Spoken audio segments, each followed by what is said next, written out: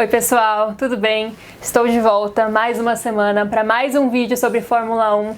Primeiro, eu queria agradecer a todas as mensagens de carinho que eu recebi nesses últimos dias. Todas elas me dão muito ânimo para continuar e assim, me ajudam muito realmente a continuar com esse hobby em meio a toda a confusão que existe na vida de trabalhadora. Hoje eu decidi trazer um vídeo sobre Sprint Qualifying, que vai ser a grande novidade do próximo final de semana na Fórmula 1. Pretendo fazer um vídeo mais curto e queria pedir, por favor, para vocês deixarem aqui embaixo se vocês preferem vídeos mais curtos, se vocês gostam dos vídeos mais longos, porque às vezes eu sinto que ninguém assiste vídeos de 35 minutos assim. Então, se vocês preferirem vídeos mais curtos, por favor, deixem aqui embaixo que eu vou tentar ser mais sucinta ou às vezes dividir em duas partes quando um assunto for mais comprido. E é isso, vamos lá, antes que esse vídeo fique muito longo, para falar sobre a grande novidade da próxima semana no Grande Prêmio do Reino Unido em Silverstone, que é o Sprint Qualifying no sábado. Eu acho que grande parte das pessoas que acompanham a Fórmula 1, mesmo que seja um pouco menos,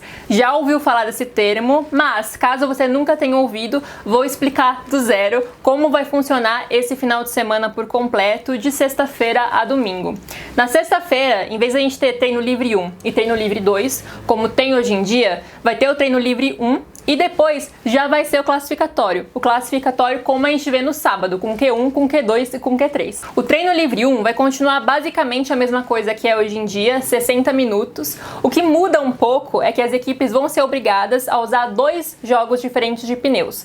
Provavelmente médios ou duros. Já vou chegar lá, do porquê provavelmente essa vai ser a estratégia usada, mas também é importante destacar que pode usar dois jogos de médios, dois jogos de duros. Não precisam ser dois tipos de compostos diferentes, só dois jogos diferentes de pneus. Aí depois, já na própria sexta-feira, tem o classificatório. O classificatório que normalmente é no sábado, agora é na sexta-feira. Normal, que nem era no sábado, só que agora as equipes são obrigadas a usarem só pneus macios. Então assim, tem algo que eu não detalhei lá no vídeo de guia de pneus que eu acho interessante falar aqui. Inclusive, se tem algo que você não entender aqui, provavelmente eu falei lá. Vou colocar num card aqui em cima para quem quiser assistir e ficar mais por dentro do que eu tô tentando explicar aqui nesse vídeo. Mas o que eu quero falar aqui que eu não falei lá é que a cada grande prêmio, a cada final de semana, né, de sexta a domingo, cada piloto recebe um número limitado de jogos de pneus, de cada tipo mais ainda. Então assim, normalmente são 13 jogos de pneus. Tem uma quantidade maior de macios, uma quantidade um pouco menor de médios e menor ainda de duros. Nesse final de semana com o Sprint Qualifying, os pilotos vão receber 12 pneus, então é um jogo a menos. 6 de macios, 4 de médios e 2 de duros. Desses 6 jogos de macios, 5 vão estar disponíveis para o classificatório. Então aqui chegou a hora de eu explicar o que eu acabei de falar sobre o treino livre 1 e que também vai acontecer no treino livre 2. Equipes como a Mercedes, como a Red Bull, que tem uma facilidade para conseguir a volta rápida do Q1 e do Q2 com só uma volta, tem uma vantagem, porque nem sempre elas vão precisar usar os 5 jogos de macios no classificatório na sexta-feira. Então pode ser que sobrem mais para o sábado e até para o domingo. Enquanto isso, outras equipes menores podem ter que sacrificar, às vezes, uma ida ao Q2, que na verdade é o classificatório para o Sprint Qualifying e não para a corrida, em nome de manter mais jogos de macios, ou então sacrificar os jogos de macios em nome de ter um classificatório melhor na sexta-feira e uma posição de largada melhor para o sábado. Eu não acredito, tá? Isso já é uma opinião minha, uma visão minha,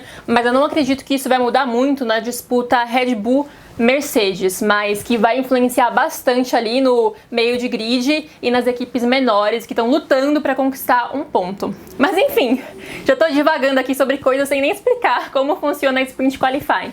Vamos lá para como funciona o sábado. O dia no sábado começa com o treino livre 2, com TL2, e não com o Sprint Qualifying. Isso é uma coisa que eu já acho um pouco esquisita, assim. Você fecha o dia na sexta-feira com o classificatório pro Sprint Quali, e aí no sábado tem mais um treino livre. Um treino livre de 60 minutos, tradicional, como foi nas outras corridas do ano. E depois já começa o Sprint Qualifying.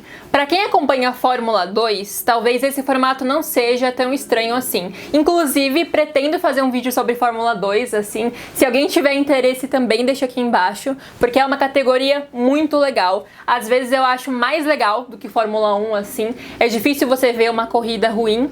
E lá já existe esse hábito de ter uma corrida principal no final de semana e 2 mais curtinhas. Só que é bastante diferente da proposta da Fórmula 1, porque lá a ideia não é ser um classificatório para a corrida principal, é realmente ser uma outra corrida, porque é um calendário mais reduzido, então eles pegam os 3 dias e já fazem 3 corridas, mas assim, existem regras que não existem na Fórmula 1, como por exemplo o grid reverso, que é uma ideia que já foi colocada na mesa e foi rejeitada e que na Fórmula 2 existe. Então nem sempre você terminar em primeiro lugar na corrida menor é ótimo, porque você não vai largar em primeiro na corrida seguinte, eles invertem o grid de largada. É um formato muito diferente do que vai ser adotado na Fórmula 1, que a ideia é realmente quem terminar em primeiro no Sprint Qualifying vai largar em primeiro no domingo. É um classificatório mesmo, só que é um classificatório que mede os carros de acordo com outros parâmetros, que não é o parâmetro de uma volta, é um parâmetro de 100 km, porque é uma corrida de 100 km, ou seja, 1/3 de uma corrida normal no domingo. A ideia é que não precise parar, não precisa ir para os boxes, fazer um pit stop e tudo mais. Então, em teoria, o cara começa e termina com o mesmo jogo de pneus. É importante dizer que, em teoria, porque nada garante que não vai ter um acidente, algum tipo de furo no pneu, que a estratégia, no final das contas, vai ser muito errada e a equipe vai decidir levar o cara pro box para tentar mudar. Mas é importante dizer que é uma quilometragem bem pequena, assim, ainda mais em Silverstone, que é um circuito de quase 6 km de comprimento. Vou colocar aqui na tela quanto isso dá em voltas, esses 100 km. Então, por ser uma quilometragem pequena, a ideia é realmente dar um tipo diferente de show para quem assiste Fórmula 1.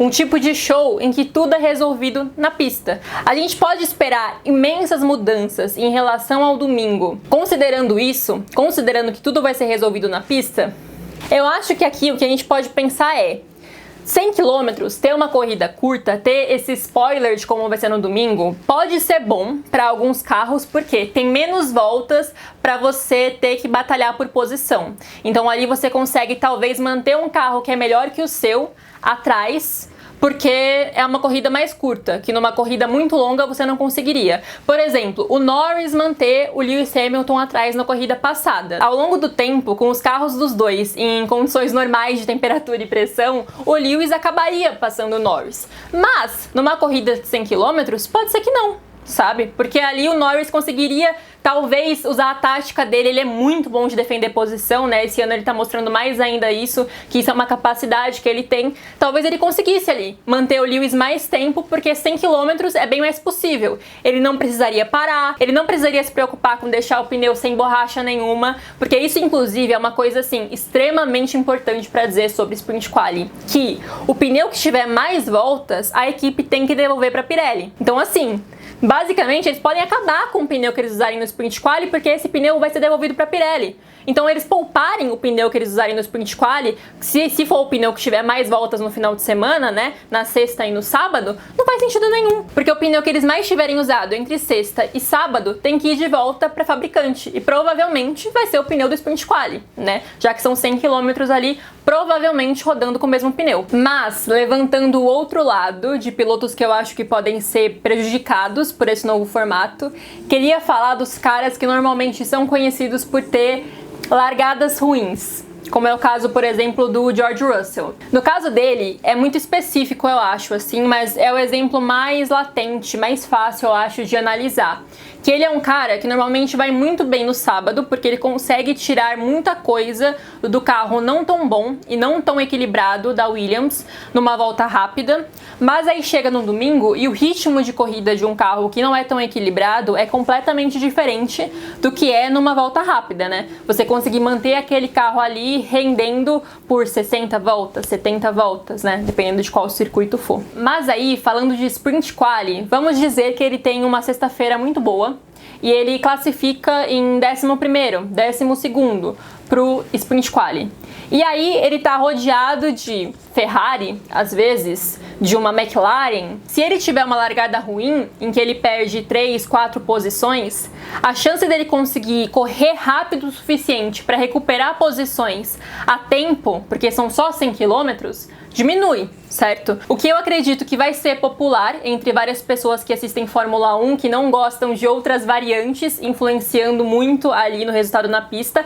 Eu, particularmente, particularmente gosto de estratégia de pit stop, acho legal de ver, acho legal de assistir, mas eu também acho que vai entrar o lado torcedor das pessoas, sabe? De o piloto que você gosta ou a equipe que você gosta vai estar numa posição favorável ou desfavorável no sprint qualifying. E nisso eu acredito que pilotos que tenham uma largada mais fraca ou um carro menos equilibrado vão ser bem mais prejudicados. E também, claro, a gente tem que falar, né? Existem aqui os problemas que ninguém prevê, acidentes, gente rodando, gente batendo. A chance deles se envolver em um acidente que vai trazer um prejuízo muito grande para a equipe financeiramente e também para o domingo no sprint qualifying é muito maior. Então foi criado uma espécie de anexo no regulamento para poder explicar o que as equipes podem ou não podem fazer nesse tipo de situação de um acidente. Eu não vou falar os pormenores porque, que nem eu falei, a ideia é esse vídeo ficar mais curto, mas eu vou colocar um link aqui embaixo para quem quiser ler um pouco mais do que pode trocar, do que não pode trocar, porque existem limitações. Fazendo aqui uma das minhas aparições rotineiras no meio do vídeo para poder explicar um conceito que eu reparei que eu falei um pouquinho mais pra frente aqui no vídeo, mas que eu nunca tinha mencionado antes aqui no canal. Mas é importante explicar o significado de um carro entrar no Parc Fermé. O que eu acho importante dizer para esse vídeo em específico é que o Parc Fermé é um espaço em que os carros entram, em que não é mais permitido para as equipes fazerem grandes alterações, sabe? O regulamento especifica, explicita bastante isso. Inclusive, recentemente, a gente teve um caso bem marcante desse tipo de situação, em que o Leclerc tinha sido pole position lá em Mônaco, mas ele bateu o carro no final do classificatório. E a Ferrari falou que estava tudo bem com a caixa de câmbio dele, que era a grande questão do negócio, né? E não trocou nenhuma peça muito importante. Porque isso, se eles fizessem isso no classificatório, quando o carro tá no Parc Fermé, eles levariam punição. E o negócio é que os carros só não estão em Parc Fermé nos treinos livres. Então, assim, treino livre não é só para iludir torcedor. Também é um momento em que as equipes podem observar os carros e fazer as maiores mudanças. Porque depois disso, no classificatório, agora no sprint quali e depois na corrida, eles não podem mais mexer. E esse, inclusive, é um temor de alguns chefes de equipe de ir direto do TL1 para o classificatório, sabe? De que não vai ter muito tempo hábil para eles observarem coisas que não estejam boas. E a mesma coisa para o sábado. Então o negócio é dar a vida, dar o seu potencial inteirinho, mas toma cuidado, porque bater o carro não é uma boa ideia de verdade, assim. E além do prejuízo, é importante dizer que se você bate, você vai largar no domingo no final do grid. É realmente importante terminar inteiro, mesmo que você não dê tudo de si, para não largar em último, né? Por DNF no sprint qualifying. E uma coisa que eu acho legal de pontuar é que esse formato vai ser testado pela primeira vez em Silverstone e, por enquanto, existe a ideia de fazer esse mesmo formato em outras 2 corridas esse ano. Existem rumores, ainda não foi anunciado formalmente, de que vai ser em Monza e aqui no Brasil, né? Monza em setembro e no Brasil em novembro, se tiver corrida no Brasil. Que não sabemos ainda se vai ter ou não, por enquanto tá confirmado, ingressos vendidos e tudo mais, mas a Austrália, que era depois do Brasil e tem bem menos casos de Covid, já foi cancelado. Mas enfim, se tiver corrida no Brasil, a ideia é que tenha sprint quali aqui, que tem uma pista de características muito diferentes de Silverstone, né? E assim, gente, a única coisa que eu realmente achei legal, acima de críticas, são os horários desse final de semana diferentão com sprint quali, porque dessa vez o treino livre na sexta, o treino livre no sábado e o classificatório na sexta e o sprint quali no sábado vão ser todos puxados para mais tarde. A ideia é que quem mora lá no Reino Unido e trabalha possa ir em peso, possa ir num horário mais confortável, sem pedir folga, né? Que tenha uma adesão maior do público, porque dessa vez, para quem não sabe, Silverstone vai ter capacidade total, assim, né? Vacinação avançada é uma outra coisa. E, consequentemente, como é mais tarde lá no Reino Unido, é mais tarde aqui no Brasil. Então, por exemplo, o classificatório na sexta-feira vai ser 2 horas da tarde no horário de Brasília.